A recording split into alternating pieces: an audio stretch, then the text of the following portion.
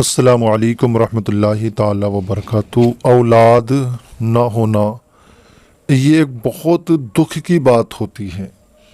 جب کمنٹ آتے ہیں کہ ہمیں 10 سال شادی کو ہو گئے، ابھی تک ہمارے اولاد نہیں ہے، 12 سال 8 سال شادی کو ہو گئے، ہمارے لیے اولاد نہیں ہے، تو یقین جانے بہت دکھ سا بھی ہوتا ہے۔ اور آپ یہ سمجھیں کہ ہم آپ کے دکھوں میں اضافہ بنانے کے لیے، اضافہ کرنے کے لیے یہ ویڈیو آپ تک پہنچایا کرتے ہیں۔ یقین جانے ایسا نہیں، بلکہ ہم کوئی نہ کوئی قرآنی وظائف، کوئی نہ کوئی قرآنی عمل تلاش کر کے آپ تک اس لیے پہنچاتے ہیں تاکہ آپ اس پر عمل کر لیں، اور پتہ نہیں کب اور کس نیک کام کی برکت سے مولا ہماری دعاؤں کو اپنی بارگاہ میں قبول کر لے۔ ایسے ہی آج بھی میں کچھ باتیں آپ سے کروں گا اور ایک وظیفہ بھی میں آپ کو بتاؤں گا۔ اگر آپ ابھی تک بے اولاد ہیں، پروردگار نے اگر آپ کو ابھی تک اولاد جیسی نعمت سے، دولت سے نہیں نوازا ہے، تو آپ یہ تھوڑی سی بات ہماری ضرور سن لیں، اور ایک وظیفہ میں آپ کو بتاؤں گا، آپ اس پر ضرور عمل کرنے کی کوشش کر لیں۔ کیونکہ دیکھیں، کوئی بھی وظیفہ ہو، روزانہ نئے سے نئے وظیفہ اپلوڈ کیے جاتے ہیں۔ ہمارے پاس بھی بہت سارے یوٹیوبرز آپ کے پاس نئے نئے وظیفے بھیجتے ہوں گے، آپ ریسرچ کرتے ہیں۔ میں جانتا ہوں کہ جن کے پاس 8 سال 10 سال سے اولاد نہیں ہے، نہ جانے انہوں نے کتنے وظائف کیے بھی ہوں گے، اور نہ جانے کتنے انہوں نے وظائف سنے بھی ہوں گے، یہ میں جانتا ہوں۔ مگر اس کا مقصد یہ نہیں ہوتا کہ ہم آپ کو ٹینشنوں میں مبتلا کریں، آپ کی پریشانیوں میں اضافہ کریں، بلکہ نہیں، ہم کوئی بھی پروردگار کا ایسا نام بتائیں یا کوئی قرآن پاک کی سورہ کو تلاوت کرنے کے لیے ہم آپ سے کہیں، تو فی الغرض آپ یہ جانیں کہ جب اللہ تبارک و تعالیٰ کے کلام ہی کی تلاوت کر کے ہم اس سے مانگیں، اسی کو رحمان اور رحیم کہہ کے ہم اس سے مانگیں، تو کیا ایسا ہو سکتا ہے پروردگار ہماری فریاد کو نہ سنے گا؟ دیکھیں، کسی کی قسمت میں اولاد ہوتی ہے اور کسی کی قسمت میں اولاد نہیں ہوتی، یہ آپ بخوبی جانتے ہیں۔ کسی کی قسمت میں اولاد ہوتی ہے اور کبھی دیر سے ہوتی ہے، اور کسی کی قسمت میں اولاد جلد ہوتی ہے اور کسی کی بالکل بھی نہیں ہوتی۔ مگر اس کا علم نہ تو میرے پاس ہے نہ آپ کے پاس ہے، یہ میرے رب کے پاس ہے، یہ میرے رب کے پاس ہے۔ چاہے کسی کے نصیب میں اولاد ہو یا نہ ہو، مگر وہ پھر بھی اللہ سے دعائیں کرتا رہتا ہے، کیونکہ اس کو نہیں پتا میرے نصیب میں اولاد ہے یا نہیں ہے۔ 10 سال گزرے، 12 سال 20 سال، مگر پھر بھی وہ اللہ سے دعائیں کرتا رہتا ہے، اور کرنا بھی چاہیے۔ اللہ کی رحمت سے مایوس نہیں، اللہ کی رحمت سے نا امید نہیں ہونا چاہیے، بلکہ ہمیں دعائیں کرنا چاہیے، دعاؤں کو نہیں چھوڑنا چاہیے، دعائیں ہمیشہ برقرار رکھنی چاہیے۔ تو میں زیادہ باتیں آگے کی نہ بڑھاتے ہوئے میں آپ سے کہتا ہوں کہ آپ کوئی بھی قرآنی وظیفہ ایک نہ ایک ایسا اپنا لیں، اور اللہ تبارک و تعالیٰ کی بارگاہ میں دل جوئی کے ساتھ دل جمع کر اللہ کی بارگاہ میں دعائیں کریں۔ ایسا نہیں دل میں ہبک ڈھپک نہیں ہونی چاہیے کہ دے گا تو صحیح ہے، نہیں دے گا تو دوسرا کر لیں گے، اس وظیفے سے عمل ہوگا تو صحیح ہے ورنہ دوسرا کر لیں گے۔ ایسا بالکل نہ سوچیں آپ، بس یہ سوچ لیں کہ میں نے جو یہ وظیفہ اپنایا ہے اسی کو کرنا ہے، اور بس رب سے لو لگا کر کے مانگنا ہے۔ وہ نہیں دے گا تو کب دے گا، کون دے گا، اس کی رحمت سے مایوس نہ ہو۔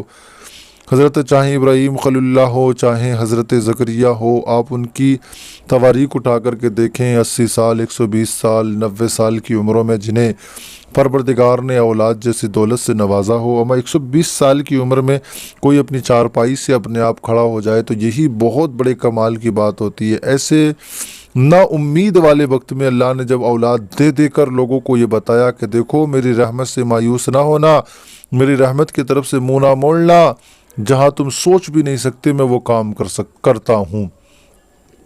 تو پتہ چلا ہے کہ ہم اللہ کی رحمت سے مایوس نہیں ہو، 8 10 20 سال کیا معنی رکھتے ہیں۔ جب میرے رب کی نظر ہوگی نا تو इंशाअल्लाह सारे बिगड़े काम बनते नज़र आएंगे, सारी मुश्किलें संभरती नज़र आएंगी। और मैं जानता हूँ मेरी बहनें इन बातों से बहुत ज़्यादा परेशान होती हैं, उनके ससुराल में तरह तरह की बातें उन्हें सुनने के लिए मिलती हैं, बेचारी बहुत हद तक बर्दाश्त करती हैं। और बाज़ घरों में बर्दाश्त से ऊपर जब बात बढ़ जाया करती है तो बहुत सारे घर बिगड़ जाया करते हैं। मैं कहता हूँ देखें, अल्लाह के फ़ैसलों पर आप अपने घरों को ना बिगाड़ा करें। ये मेरे रब का फ़ैसला है, किसे औलाद देना है किसे नहीं देना, मेरी ये तेरी मर्ज़ी नहीं है। आप इन मामलों में अपने घरों को ना बिगाड़ें, बल्कि बस अल्लाह से लो लगाए रखें, अल्लाह से मांगते रहें। इंशाअल्लाह ताला एक न एक दिन मेरा और तेरा रब ज़रूर सुनेगा। आइए दोस्तों, आपने सारे काम किए हैं, बहुत सारे वजीफ़े आपने अपनाए हैं। एक ये छोटा सा वजीफ़ा आप एक महीने के लिए इसको ज़रूर अपनाएं। आपने करना क्या है, जिस दिन आपकी बीवी महामारी से यानी नापाकी के अय्याम से पाक होकर पाकी के अय्याम में दाखिल हो, अगर शोहर बीवी एक साथ ही रहते हैं तो बहुत अच्छी बात है, और अलग अलग कहीं पर शोहर जॉब करता है बीवी घर पे रहती है, या दोनों की कहीं अलग अलग मामले हैं, तो बेहतर होगा कि इन महीनों में कुछ दिनों वो अपने साथ ज़रूर गुजारें, और बाकी जो है अलग अलग रहकर भी इस अमल को कर सकते हैं। ये दोनों को करना है, दोनों को करना है, और दोनों को 24 घंटे में एक बार करना है। 24 घंटे में दोनों को एक एक बार कर लेना है। अब वो चाहे एक साथ हो तो एक साथ बैठ के कर लें, अलग अलग हो तो अलग अलग कर लें, या अलग अलग वक्तों में करना चाहें तो अलग अलग वक्तों में कर लें। करना क्या है कि जब बीवी नापाकी के अय्याम से पाक हो जाए तो उसी दिन से जैसे मसलन आज दोपहर से आपकी बीवी ने गुस्ल कर लिया है, तो आप दोपहर के बाद नमाज असर के बाद, नमाज मगरिब के बाद, नमाज इशा के बाद, किसी भी नमाज के बाद में आप इसको कर लें, और आज ही से इस अमल को शुरू कर दें। और ये पूरे महीने तक करना है आपको, और पूरे महीने के बाद में आपने इंशाल्लाह फिर वो आप रिपोर्ट देखेंगे वो पॉजिटिव आएगी, अल्लाह ने चाहा तो।